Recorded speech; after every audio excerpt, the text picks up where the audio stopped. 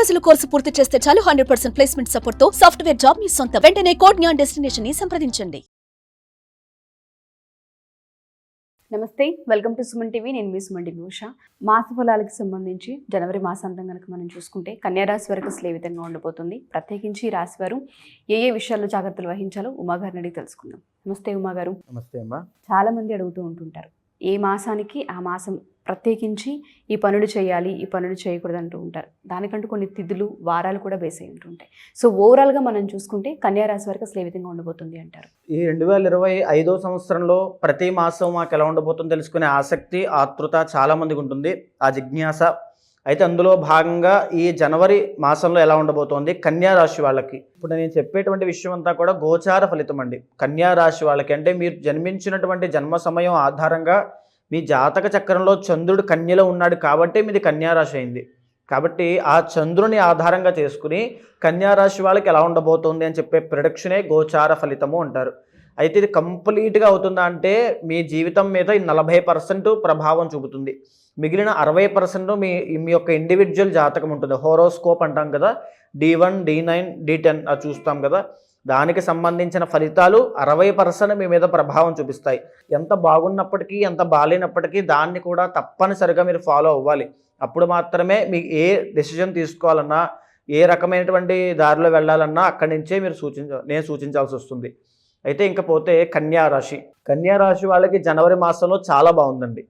ఎందుకనంటే లగ్నంలో కేతువు ఉన్నాడు, అది ఒక్కటి ఇబ్బంది కనబడుతోందండి. లగ్నంలో కేతువు, సప్తమ స్థానంలో రాహు వల్ల కొన్ని మైనర్ ప్రాబ్లమ్స్ ఉంటాయి, కానీ ఓవరాల్గా చాలా బాగుంది అని చెప్పాలి. లగ్నంలో కేతు వల్ల ఎలాంటి ఇబ్బందులు వస్తాయంటే మానసికంగా డెసిషన్ మేకింగ్ అనేటువంటిది టెంపరీగా ఉండడము, ఏది ఆలోచిస్తున్నారో ఏది చేస్తున్నారో ఆ నిమిషం దాకా వాళ్ళకు కూడా తెలియదు. అనుకోకుండా అన్ని సంఘటనలు అయిపోతూ ఉంటాయి, అనుకుని పనులు అయిపోతుంటాయి. పొద్దున ఒకటి అనుకుంటారు, సాయంత్రం ఒకటి అవుతుంది. ఆ రకమైనటువంటి పరిస్థితులు ఉంటాయి తప్ప ఎలాంటి ఇబ్బంది కనబడట్లేదు. అయితే 7th హౌస్లో ఎప్పుడైతే రాహు గోచరిస్తున్నాడో వ్యాపారం చేసే వాళ్ళకే కాస్త ఇబ్బందికరంగా ఉంటుందని చెప్పాలి. వ్యాపారం విషయంలో నష్టపోతారని, లేదా వైవాహిక జీవితంలో కాస్త ఇబ్బందులు, ఆ అన్యోన్యత తగ్గడం లాంటివి కనబడుతుంటాయి ఈ 7th హౌస్లో రాహు వల్ల. దీంతో పాటు జాతకంలో ఎప్పుడైతే 4వ స్థానంలో రవి బుధులు ఉన్నారో కుటుంబ సభ్యుల దగ్గర నుంచి ఆనందము, అంటే ఎలా అంటే సరదాగా గడపడము, బంధుమిత్రులతో కలవడము లాంటి పరిస్థితులు రావడము, సరదాగా వినోద కార్యక్రమాలకు వెళ్ళడము లాంటివి చాలా బాగుంటాయి. ఈ కన్యారాశి వాళ్ళకి ఓవరాల్గా చాలా బాగుందని చెప్పాలి. దీంతోపాటు 6వ స్థానంలో శుక్రశని, 6వ స్థానంలో శని యోగిస్తున్నాడు కాబట్టి అది కూడా చాలా బాగుంది. కానీ మగవాళ్ళైతే ఆడవాళ్ళ విషయంలో కాస్త జాగ్రత్త తీసుకోవాలి, వాహనాల విషయంలో కాస్త జాగ్రత్తగా ఉండాలి. మిగతాదంతా చాలా బాగుంది. వినోద కార్యక్రమాలకు వెళ్ళినప్పుడు డబ్బులు వృధాగా ఖర్చు పెట్టడం అనేటువంటిది చూసుకోండి. అదేవిధంగా 11వ స్థానంలో కుజుడు యోగిస్తున్నప్పుడు నూతన వాహన యోగము, నూతన వస్త్ర యోగము, నూతన వస్తువు యోగము, ఇలాంటివన్నీ కూడా నూతనంగా ఒక ఉత్సాహంతో ముందుకు వెళ్ళేటువంటి అవకాశాలు ఈ కన్యారాశి వాళ్ళకి జనవరి మాసంలో గోచరిస్తున్నాయి. ఇబ్బంది వచ్చేలా ఏమిటంటే చెప్పాను, లగ్నంలో కేతు వల్ల ఏమి అనుకోని సంఘటనలు అన్నీ ఒకటి అనుకుంటారు, ఇంకోటి అవుతూ ఉంటుంది. కొన్నిసార్లు మంచి అవ్వచ్చు, కొన్నిసార్లు చెడ్డగా అవ్వచ్చు. 7వ స్థానంలో రాహు వల్ల ప్రేమ వ్యవహారాలు ఇబ్బందికరంగా ఉంటాయి, వైవాహిక జీవితంలో అన్యోన్యత తగ్గుతుంది, అదే వ్యాపార నష్టం కలిగేటువంటి అవకాశాలు ఉంటాయి. నూతన వ్యాపారం పెట్టేవాళ్ళు చాలా జాగ్రత్తగా ఉండాలి. ఈ సమయం అనేది మంచిది కాదు. అదేవిధంగా ఇంకా చూసుకుంటే కన్యారాశి వాళ్ళకి భాగ్యస్థానంలో గురుడు ఉన్నాడు. ఇది కూడా చాలా మంచి యోగించేటువంటిది అని చెప్పాలి. ధనం విషయంలో కాస్త వృద్ధి అనేటువంటిది కనబడుతుంది, గ్రోత్ అనేది కనబడుతుంది. అయితే కన్యారాశి వాళ్ళకి ఇంకో ముఖ్యమైన విషయం ఏంటంటే ఆరోగ్యం విషయంలో మీరు చాలా జాగ్రత్త తీసుకోవాలి. ఆల్రెడీ జరిగిన డిసెంబర్ మాసంలో కన్యారాశి వాళ్ళకి ఆరోగ్య సమస్యలు వచ్చాయి, అది మనం చెప్పామండి ఆల్రెడీ. కానీ ఈ యొక్క జనవరి మాసంలో వాటికి సంబంధించి ఇంకా ఆరోగ్య సమస్యలు చూపిస్తున్నాయి కాబట్టి ఆరోగ్యపరంగా చాలా అంటే చాలా జాగ్రత్తగా ఉండాలి. అయితే ఈ కన్యారాశి వాళ్ళు మానకుండా నవగ్రహ ప్రదక్షిణ చేస్తే, నవగ్రహాలకి 9 ప్రదక్షిణాలు చేసినట్లయితే నవగ్రహాల యొక్క అనుగ్రహం వల్ల ఈ ఆరోగ్య సమస్యలు, వ్యాపార నష్టం నుంచి వచ్చేటువంటి ఇబ్బందులు, తరువాత లగ్నకేతు వల్ల వచ్చే మానసిక ఒత్తిడి లేదా ఇబ్బందులు ఇవన్నీ కూడా తొలగిపోతాయి.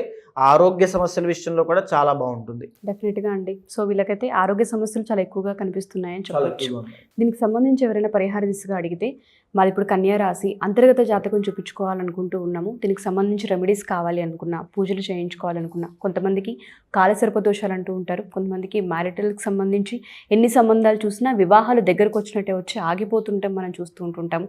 కొంతమందికి ఫినాన్షియల్ బర్డెన్స్ కనిపిస్తూ ఉంటాయి. ఏ రకంగా చూసుకున్నా ఈ మాసంలో వాళ్ళకి కలిసి వచ్చే అంశాలు చాలా తక్కువగా ఉన్నాయి కాబట్టి జాతకరీత్యా ఒకసారి మిమ్మల్ని కలవాలంటే ఏ విధంగా అంటారు? ఇప్పుడు నేను చెప్పినటువంటిది మొదటగా చెప్పాను కదండి, గోచారము. మీ ఇండివిజువల్ జాతకంలో ఫర్ సపోజ్ లగ్నము అనేటువంటిది ఉంటుంది. లగ్నం ఆధారంగా జన్మకుండలి D9 ఉంటుంది, నవాంశ, D10 ఉంటుంది, దశాంశ. దీన్ని బట్టి మీ యొక్క మ్యారీడ్ లైఫ్ ఎలా ఉంటుంది, మ్యారిటల్ ఇష్యూస్ ఏమైనా ఉంటాయా, అంటే పెళ్ళైన తర్వాత కలిసి వస్తుందా కలిసి రాదా, ఎలాంటి అమ్మాయి వస్తుంది, ఎలా ఉంటుంది, ఏ దిక్కు నుంచి వస్తుంది, ఉద్యోగం చేస్తుందా, వ్యాపారం చేస్తుందా, కలిసి వస్తుందా, సపోర్టివ్గా ఉంటుందా, ప్రతి విషయము డీటెయిల్డ్గా D9 చూసి చెప్పేయచ్చు. ఈ వ్యక్తి ఏ రకమైన వ్యాపారం చేస్తే కలిసి వస్తుంది, ఎన్ని వ్యాపారాలు చేస్తాడు, ఓన్లీ ఉద్యోగంలోనే బానిసలా బతుకుతూ ఉంటాడా, లేకపోతే వ్యాపారం కూడా చేస్తూ 2 రకాలుగా సంపాదిస్తాడా, అయితే 30 సంవత్సరాల దాకా కలిసి వచ్చి తర్వాత కలిసి రాదా, అంటే ప్రతిదీ కూడా సక్సెస్ కెరీర్ పరంగానే D10 చూసి చెప్పచ్చు. ఓవరాల్ చక్రం అంతా కూడా D1 చూసి జన్మకుండలు చూసి మొత్తం వివరంగా చెప్పచ్చు. అదే దాన్ని సమన్వయం చేసుకున్నప్పుడు మాత్రమే మనం నిర్దిష్టమైనటువంటి పరిహారం చెప్పాలి. అందుకోసం ఇప్పుడు నేను మీకు బాలేదు కాబట్టి నవగ్రహ ప్రదక్షిణ లేకపోతే సుబ్రహ్మణ్య ఆరాధన ఇవన్నీ చెప్పడం వల్ల ఇది తేలిగ్గా చేసుకునేటువంటి పరిహారాలు.